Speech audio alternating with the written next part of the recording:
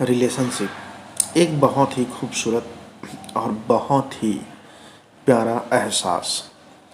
जो व्यक्ति प्रेमी हो या प्रेमिका इस आयाम में आ गया है, अर्थात एक दूसरे के साथ रिलेशन में है, संबंध में है, पति पत्नी है, कोई भी हो, तो उसके अंदर एक जो भाव चलता है, जो खुशी चलता है, वह अलग ही होता है। आप एक रिलेशन में व्यक्ति है उसे देखिए और एक ऐसे व्यक्ति जिसका ब्रेकअप हुआ है, दोनों के बीच अंतर बहुत है, ज़मीन आसमान का फ़र्क है।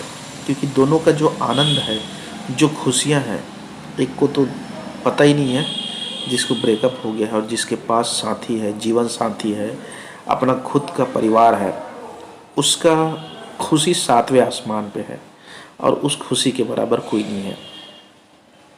अगर आप भी किसी को पसंद करते हैं और कोई आपके साथी है या फिर रिलेशन में है या फिर प्रपोज करना चाहते हैं या फिर आप प्रेमी प्रेमिका ही क्यों ना हो, तो इस गुरु मंत्र को ज़रूर ध्यान रखिए। कभी भी अपने पार्टनर को ना ही खोओगे ना ही ब्रेकअप होगा, क्योंकि यह जो चीज़ है हमेशा एक दूसरे से आप दोनों को बांधे रखेगा। कभी भी देखे होगे दो व्यक्ति आपस में क्यों खींचे चले आते हैं, उन दोनों के बीच अदृश्य बंधन है, जिसे मोह का बंधन, प्रेम का बंधन। और यह मोह का जो धागा है वो इतना स्ट्रांग होता है, जितना ज़्यादा स्ट्रांग होता है व्यक्ति उतना ही ज़्यादा आपसे बंध जाएगा। तो इस धागे को स्ट्रांग कैसे करेंगे? जो मोह रूपी अदृश्य बंधन है उसे कैसे आप बहुत ही ज़्यादा घना या फिर बहुत ही ज़्यादा पावरफुल करेंगे, वह मैं बता रहा हूँ।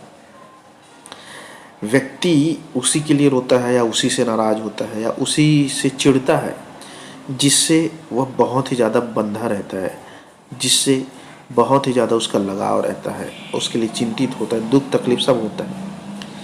लेकिन कई बार मन इंसान को इतना धोखा दे देता है कि व्यक्ति कभी समझ ही नहीं पाता कि अपने मन चाहे मनपसंद व्यक्ति को ही कब उसने खो दिया, ब्रेकअप हो गया, लड़ाई झगड़ा तलाक जो भी हुआ कारण, कुल मिला के खोना ही एकमात्र उद्देश्य हो जाता है। तो बीच में आया कौन? ऐसा क्या हुआ? चाहते तो आप भी नहीं थे कि आप उसे खोए, लेकिन हुआ क्यों? तो हुआ क्यों इसको आप जानिए और इस गुरु मंत्र को हमेशा याद रखिए। हुआ ऐसे जैसे आप आईने के सामने कुछ भी चीज़ रखें, दर्पण के सामने प्लास्टिक को रखें, फोटो को रखें, मूर्ति को रखें, अपने आप को रखें, वह वैसे दिखाएगा। रिलेशनशिप भी बाहर जो भी घटित हो रहा है, सबसे पहले आपको ये मानना होगा कि उसका रीज़न बाहर नहीं अंदर है। और अंदर कहाँ है? आपके अंदर। अगर आप बहुत गहराई में टटोलेंगे तो ध्यान से आपको समझ में आएगा आपके मन ने आपको धोखा दिया है। कारण कभी अहंकार को बढ़ावा दिया है, कभी घमंड को बढ़ावा दिया, कभी वासना को आपने बढ़ावा दिया, कभी धोखा या फिर छल या फिर यूज़ करने का जो भाव होता है उसको आपने बढ़ा दिया।